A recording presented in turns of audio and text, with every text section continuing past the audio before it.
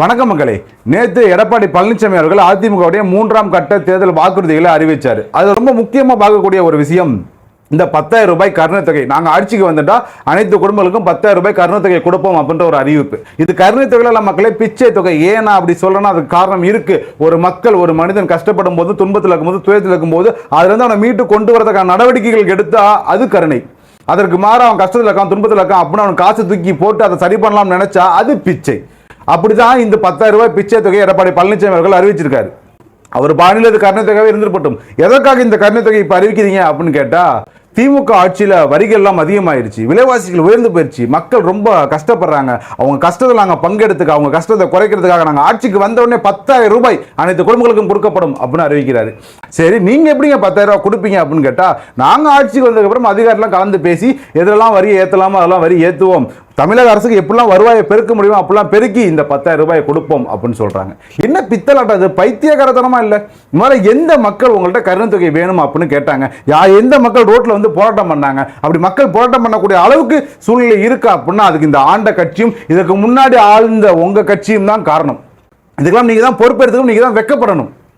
அது சரி, இவ்வளவு நாளா மக்கள் மீது இல்லாத ஒரு அன்பும் அக்கறையும் இப்ப என்ன புதுசா? உங்களுக்கு மக்கள் மேல அன்பு இருக்கு, அக்கறை இருக்கு அப்படின்னா உங்களுடைய முதல் கட்ட தேர்தல் வாக்குறுதியில இந்த கருணை தொகையை அறிவிச்சிருக்கலாம், அல்லது 2ஆம் கட்ட தேர்தல் வாக்குறுதியில இந்த கருணை தொகையை அறிவிச்சிருக்கலாம். திமுக நாதாரித்தனமா ஒரு 5,000 ரூபாய் தரோம் அப்படின்னு சொல்லி 5,000 ரூபாய் கொடுத்துட்டாங்க. மக்கள் ஓட்டு எல்லாமே அந்த கட்சி பக்கம் போயிடக்கூடாது அப்படின்றதுக்காக நீங்க மொள்ளமாரித்தனமாக ஒரு 10,000 ரூபாய் நாங்க ஆட்சிக்கு வந்தா கொடுக்குறோம் அப்படின்னு சொல்றாங்க. ஏன்னா இப்ப கொடுக்க முடியாது, இவங்க ஆட்சிக்கு அந்த பவருக்கு வந்தாதான் கொடுக்க முடியும். அதனால நாங்க ஆட்சிக்கு வந்தால் கொடுப்போம் அப்படின்னு சொல்றாங்க. இதுல மக்கள் நலன் இருக்கான்னு பாத்தீங்கன்னா மக்கள் நலன் எதுவுமே கிடையாது. மக்களே, முழுக்க முழுக்க வாக்கு அரசியல், பண அரசியலை மட்டுமே முன்னிறுத்தி பண்ணக்கூடிய அரசியல் வியூகங்கள் தான் இந்த கேவலமான 5,000 ரூபாய் 10,000 ரூபாய் இருக்கக்கூடிய இந்த இலவசங்கள் நிறைந்த கவர்ச்சிகள் நிறைந்த தேர்தல் வாக்குறுதிகள் எல்லாமே. மக்களே, ஒரு விஷயத்தை ரொம்ப கவனமா புரிஞ்சுக்கோங்க. இந்த 5,000 ரூபாய் 10,000 பண அரசியலுக்குள்ள மாட்டிக்கிட்டீங்கன்னா பிற்காலத்தில் ரொம்ப கடுமையா பாதிக்கப்பட போறது நீங்களும் நாங்களும் இந்த பொதுமக்களும் தான். அரசியல்வாதிகளும் அதை பத்தி கவலையே கிடையாது. ஏன்னா கொள்ளடிச்சு கோடி கோடியா வச்சிருக்காங்க. என்னைக்காச்சும் யோசிக்கலாம் மக்களே, ஒரு கிலோ தக்காளி ஒரு 5 வருஷத்துக்கு ஒரு 10 வருஷத்துக்கு முன்னாடி ஒரு கிலோ தக்காளியோட விலை வெறும் 5 ரூபாய். இன்னைக்கு அதே தக்காளியோட விலை ஒரு கிலோ 50 ரூபாய் விற்குது. இந்த விலைவாசி உயர்வுக்கு என்ன காரணம் என்னைக்காச்சும் யோசிச்சிருக்கீங்களா? விதை பொருட்கள், உரங்கள், பூச்சிக்கொல்லி மருந்துகளோட விலைவாசி உயர்வு, இன்னொன்று இந்த விளைவிச்ச பொருட்களை இங்கேருந்து அப்படியே டிரான்ஸ்போர்ட் பண்ணி அடுத்தடுத்து கொண்டு போகிறதுக்காக கூட இந்த டிரான்ஸ்போர்ட் சார்ஜஸ், டீசலோட விலைவாசி உயர்வு. இப்படி இந்த விலைவாசி உயர்வுகள்லாம் கட்டுப்படுத்துறதுக்கு அரசால முடியுமான்னு கேட்டால் கண்டிப்பாக முடியும். இப்போ டீசலில் வந்து பார்த்தீங்கன்னா தமிழக அரசுக்குன்னு ஒரு வேட் சார்ஜ் வந்து 5% போடுறாங்க.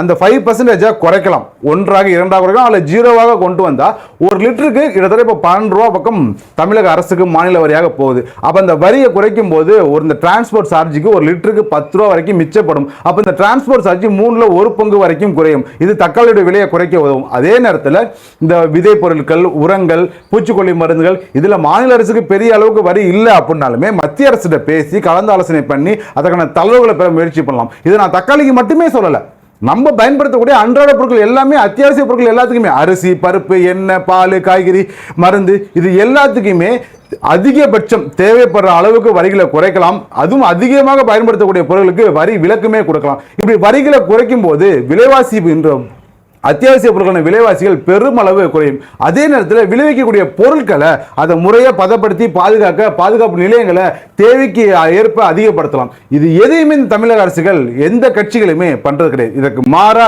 இலவசங்கள், எலெக்ஷன் வந்துட்டு 5,000, 10,000, 2,000, ஓட்டுக்கு 3,000 இப்படின்னு வெறும் பண அரசியல், இந்த கேஷ் டிரான்ஸ்பர் அரசியலை மட்டுமே முன்னிறுத்தி இந்த திராவிட கட்சிகள் அரசியல் பண்றாங்க. இப்ப நீங்க கேட்கலாம், எப்ப தமிழகத்துல ஏற்கனவே 10 லட்சம் கோடி கடன் இருக்கு, இதை நீங்க வரி விலக்கு கொடுங்க, வரியை குறைங்க அப்படின்னா தமிழக அரசு வருவாய் எப்படி கிடைக்கும் அப்படின்னு சில முட்டாள்தனமான கேள்விகளை முன்வைக்கலாம். அதற்கும் நான் பதில் சொல்றேன்.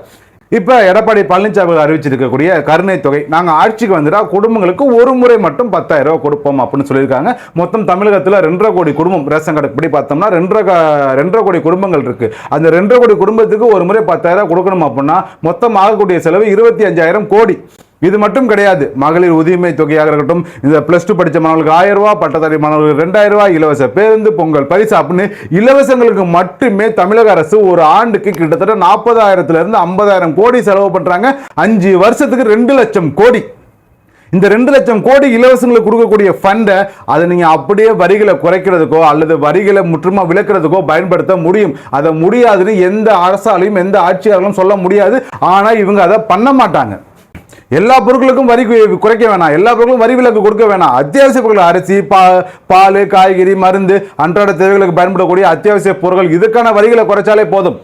நான் ஒத்துக்கிறேன், அத்தியாவசிய பொருட்களுக்குமே மாநில வரிகளை குறைச்சாலோ அல்லது வரிகளை விலக்கு பண்ணாலோ இமீடியட்டா ரெவன்யூ லாஸ் கண்டிப்பா வரதான் செய்யும். அதுல மாற்றுக்கிறது கிடையாது, நான் ஒத்துக்கிறேன். ஆனால் அதே நேரத்தில் விலைவாசிகள் குறையும், பிசினஸ் லாஸ் குறையும், இன்வெஸ்ட்மெண்ட் ஜாப்ஸ் அதிகமாகும், லாங் டேர்ம் growth உயரும்.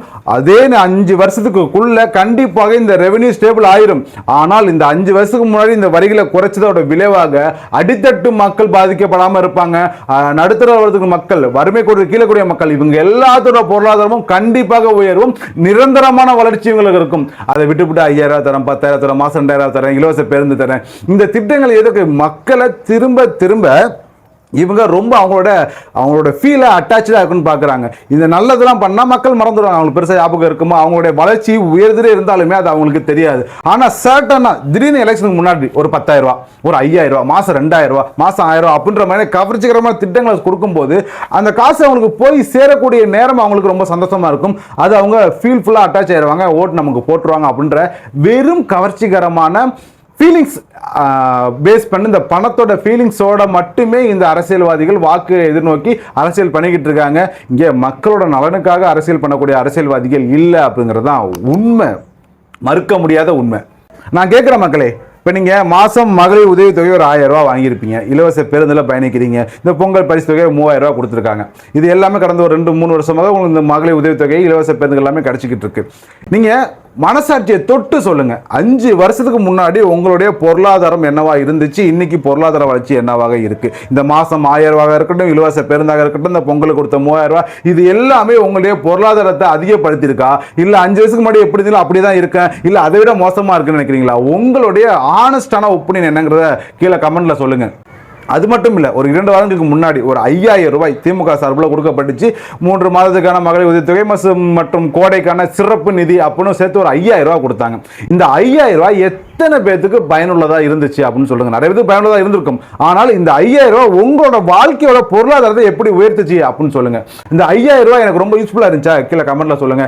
இந்த 5000 ரூபாய் பெருசாக பயனில்லப்பா, கையில் வந்ததுன்னு தெரியல, போனதுன்னு தெரியல, எப்படி வந்துச்சுன்னு தெரியல, எப்படி போச்சுன்னு தெரியல நினைக்கிறீங்களா? உங்களுடைய ஹானஸ்ட் ஒப்பீனியன் நெஞ்சில் கை வச்சு உங்களை நீங்க ஏமாத்திக்காம உங்களுடைய கருத்துக்களை கீழே கமெண்ட்ல சொல்லுங்க.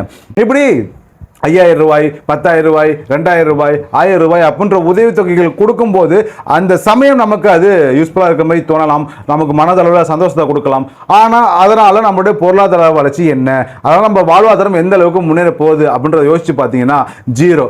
ஆனால் இதே இலவசங்களுக்கு, இந்த வெல்ஃபேர் திட்டங்களுக்கு செயல்படுத்தக்கூடிய இந்த 2 லட்சம் கோடியை கொண்டு வந்து மக்களுடைய அத்தியாவசிய பொருட்களோட விலைவாசி குறைக்கிறதுக்கு வரியை குறைக்கலாம், வரி விலை கொடுக்கலாம், அத்தியாவசிய பொருட்களோட விலைவாசி குறைக்கிறதுக்கு என்னென்ன முயற்சிகள் இருக்கோ அதெல்லாம் பண்ணலாம், அதில் இந்த ஃபண்ட்ஸை இன்வெஸ்ட் பண்ணலாம். இப்படி பண்ணால் அடுத்த 5 வருஷத்துக்குள்ள நம்மளுடைய ரெவன்யூ லாஸ் ஆனாலுமே திரும்ப அது ஸ்டேபிள் ஆயிரும். அதே நேரத்தில் மக்களுடைய பொருளாதார வளர்ச்சியும் மேலோங்கிட்டே வரும், மக்களுடைய வாழ்வாதாரமும் உயரும். 5 வருஷம் முடியும் போது நம்மளுடைய ரெவன்யூ ஸ்டேபிள் ஆயிரும். அதே நேரத்தில் இந்த தமிழ்நாட்டோட கடன் 10 லட்சம் கோடியாக இருக்கக்கூடிய கடனும் கண்டிப்பாக குறையும். இதெல்லாம் பண்ணால் கண்டிப்பாக தமிழகத்தோட இருக்கக்கூடிய அனைத்து மக்களோட பிரச்சனைகளும் தீரும். ஆனால் அதெல்லாம் பண்ணுவாங்கன்னு கேட்டால் பண்ண மாட்டாங்க.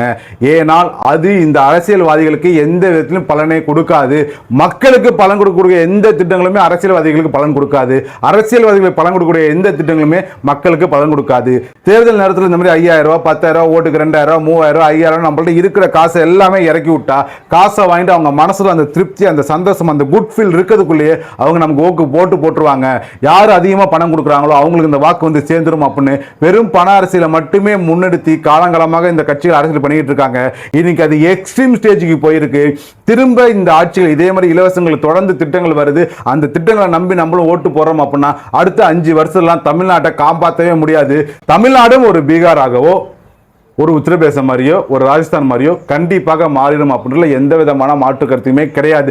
தொடர்ந்து மக்கள் இந்த இலவசங்களுக்கோ இல்லை உதவித்தொகைக்கு நம்பி ஓட்டு போட தான் செய்வாங்க, மக்கள் திருந்தவே மாட்டாங்க அப்படின்னு நினைக்கிறீங்களா? இல்லைங்க, இது வரைக்கும் ஏமாந்தெல்லாம் போதும். நீங்கள் 10,000 கொடுத்தாலும் சரி, 20,000 கொடுத்தாலும் சரி, எங்களோட வாக்கு யாரு மக்களோட வளர்ச்சிக்கு முன்னே நிற்க போறா, யார் மக்களோட வாழ்வாதாரத்தை அதிகப்படுத்த போறா, யார் பொருளாதார வளர்ச்சி உண்டு பண்ண போறா, அவங்களுக்கு தான் எங்களோட வாக்கு போய் சேரும் அப்படின்னு நினைக்கிறீங்களா?